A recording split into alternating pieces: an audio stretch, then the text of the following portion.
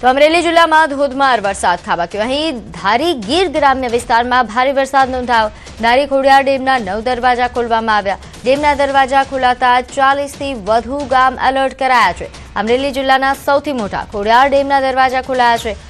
ડેમના 9 દરવાજા 1.52 મીટર જેટલા ખોલવામાં આવ્યા છે। હાલ ડેમમાં 31,950 ક્યુસેક પાણીની આવક થઈ રહી છે, ત્યારે સામે પાણીની જાવક જે 31,950 ક્યુસેક જ થઈ રહી છે। તો ધારી ગીર ગ્રામ્ય વિસ્તારના આ દ્રશ્યો છે। નોંધે છે કે અહીં ભારે વરસાદ બાદ ડેમના દરવાજા ખોલવામાં આવ્યા હતા। 9 જેટલા ડેમના દરવાજા ખોલવામાં આવ્યા, જેના કારણે આસપાસના ગ્રામ્ય વિસ્તારોને એલર્ટ જાહેર કરવામાં આવ્યું છે। ખાસ કરીને 40 જેટલા ગ્રામ્ય વિસ્તારો કે જ્યાં એલર્ટ જાહેર કરાયું।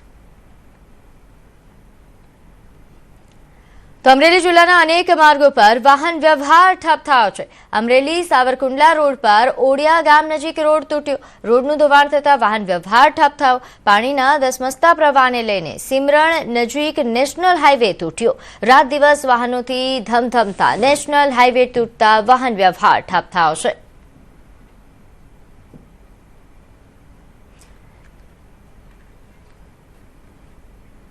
તો હાલ અમરેલીમાં જે રીતે મુશળધાર વરસાદ પડ્યો છે તે બાદની પરિસ્થિતિ અને ગત રાત્રે કેવા પ્રકારની પરિસ્થિતિ હતી તે અંગે વધુ વિગત સાથે મારી સાથે સંવાદદાતા સંજય લાઈવ જોડાઈ ગયા છે। સંજય, હાલ અમરેલીમાં કેવા પ્રકારની પરિસ્થિતિ અને ગત રાત્રે મેઘરાજાએ કેવું તાંડવ સર્જ્યું?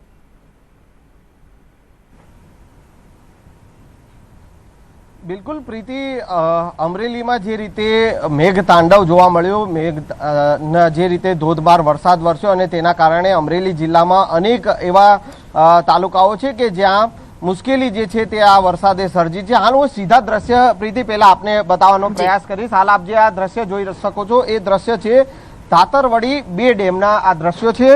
ધાતરવડી 2 ડેમનો હાલ જે ધાતરવડી નદીમાંથી જે પાણી જે રીતે ધોધમાર વરસાદ વરસ્યો અને ઉપરવાસમાંથી જે પાણી જે છોડવામાં આવી રહ્યું છે અને એ સીધું ધાતરવડી ડેમ 2માં આ પાણી છોડવામાં આવી રહ્યું છે અને એના કારણે 7 જેટલા દરવાજા, હું એ સીધા દ્રશ્ય પણ આપને બતાવવાનો પ્રયાસ કરીશ। જે રીતે આપ જે જોઈ શકો છો કે હાલ 7 જેટલા દરવાજા ધાતરવડી 2 ડેમના જે ખોલવામાં આવ્યા છે। 3 ફૂટ જેટલા આ દરવાજા ખોલી અને 8,484 ક્યુસેક જેટલું પાણી જે છે તે વહેવડાવવામાં આવી રહ્યું છે।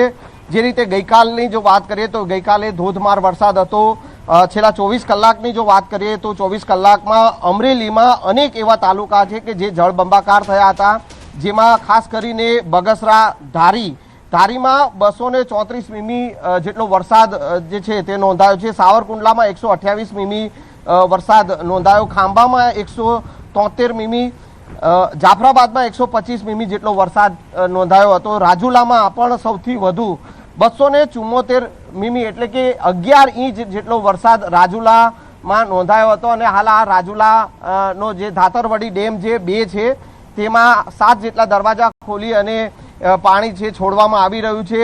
3 ફૂટ જેટલું પાણી જે છે દરવાજા ખોલી અને વહેવડાવવામાં આવી રહ્યું છે। ગઈકાલે 20 જેટલા દરવાજા ખોલવાની ફરજ પડી હતી। જે રીતે રાજુલાના જે અનેક ગામો, જે નીચાણવાળા ગામો, જે આ ધાતરવડી ડેમ નજીકના જે ગામો જે છે તે ગામોને એલર્ટ આપવામાં આવ્યું હતું। કેટલાક ગામો જે છે, ભેરાઈ ગામ છે, ત્યાં પાણીમાં ગરકાવ થયું હતું। વડ ગામનો પાળો તોડવાની ફરજ પડી હતી। ભેરાઈ ગામ જે છે કે ત્યાં જે રીતે પાણી ધસમસતો પ્રવાહ જે છે તે વરસાદનો ઘૂસી ગયો હતો અને તેના કારણે લોકોના ઘરોમાં પાણી ભરાયા હતા। તે પાણીના જે છે નિકાલ કરવા માટે ભેરાઈથી પીપાવાવ જતા જે પોર્ટ જતો જે રસ્તો જે છે તે રસ્તો તોડવાની ફરજ પડી હતી। અમરેલીના અલગ અલગ ખાસ કરીને ખાંભામાં પણ જે રીતે જળબંબાકારની સ્થિતિ જોવા મળી અને ખાંભામાં અનેક ગામો જે છે તેમાં પણ પાણીમાં ગરકાવ થયા હતા। રાજુલામાં પણ 11 જેટલા ગામોને એલર્ટ આપવામાં આવ્યું હતું અને 7 જેટલા ગામોમાં પાણી ઘૂસ્યા હતા અને લોકો જે છે તેઓને સ્થળાંતર કરવાની જે છે ફરજ પડી હતી। ગઈકાલે રાત્રે પણ ભેરાઈની આસપાસ અને જાફરાબાદનું જે ગામ છે એ જાફરાબાદના ગામમાંથી પણ લોકો જે છે તેઓને સ્થળાંતર કરી અને ત્યાંની સરકારી શાળામાં તેઓને આશરો આપવાની ફરજ પડી હતી। એટલે જે રીતે અમરેલીમાં જે મુસળધાર વરસાદ વરસ્યો છે અને અમરેલીના અનેક વિસ્તારો જે છે ત્યાં ધોધમાર વરસાદના કારણે અનેક રસ્તાઓ જે છે તે સાવરકુંડલા અને કહી શકાય કે રાજુલાને જોડતો જે રસ્તો જે છે અમરેલીથી રાજુલાને જોડતો રસ્તો એ ધોવાયો છે. એટલે અનેક એવા રસ્તાઓ ધોવાણ થયેલું છે. સાથે સાથે ગામો જે છે તે ગામોમાં પાણી ઘૂસ્યા હતા. જો કે અત્યારની જે સ્થિતિની વાત કરીએ તો વરસાદે જે વિરામ લીધો છે અને તેના કારણે ગામોમાંથી પાણી ઓસરી ગયા છે. પરંતુ જે રીતનું હવામાન વિભાગની જે આગાહી છે કે હજુ પણ ધોધમાર વરસાદ વરસી શકે છે અને એ સ્થિતિને જોતા વહીવટી તંત્ર જે છે તે અત્યારે એલર્ટ મોડ ઉપર જોવા મળી રહ્યું છે. જી પ્રીતિ, આભાર માહિતી આપવા બદલ. તો આજે તે સંવાદદાતાએ જણાવ્યું કે ખાંભા ગીરની ધાતરવડી નદીમાં ઘોડાપૂર છે. આ ઉપરાંત નીચાણવાળા ગામો કે જ્યાં પણ ગામોને એલર્ટ કરાયા છે. તો આ તરફ ગીર સોમનાથની વાત કરીએ, જ્યાં પડેલા ભારે વરસાદના કારણે ગીર ગઢડા અને ઉના પંથકમાં પૂર જેવી પરિસ્થિતિ સર્જાઈ. ગીર ગઢડાના નગડિયા ગામના મુખ્ય માર્ગો અને બ્રિજ પર શાહી નદીના ધસમસતા પાણી ફરી વળતા સમગ્ર ગામ બેટમાં ફેરવાઈ ગયું. જ્યારે બીજી તરફ દ્રોણેશ્વર ચેકડેમ ઓવરફ્લો થતા આહલાદક દ્રશ્યો વચ્ચે કેટલાક યુવકો જીવના જોખમે સ્ટન્ટ કરતા અને માછીમારી કરતા હોય તેવો વિડીયો વાયરલ થયો છે. આ ઉપરાંત ઉનાના સૈયદ રાજપરા ગામના ખાણ વિસ્તારમાં વહીવટી તંત્રની ગેરહાજરી જોવા મળી. તો ગીર સોમનાથના ઉનાના સનખડા અને ગાંગડા ગામે પસાર થતી માલણ નદી બે કાંઠે વહી. માલણ નદીના પાણી ફરી એક વખત સનખડા ગામના નીચાણવાળા વિસ્તારોમાં ઘૂસ્યા. ગત રાત્રે ગાંગડા અને સનખડા બંને ગામોમાં નદીના પાણી ઘૂસ્યા હતા. તો ફરી એક વખત માલણ નદીમાં ઘોડાપૂરે લોકોની ચિંતા વધારી છે.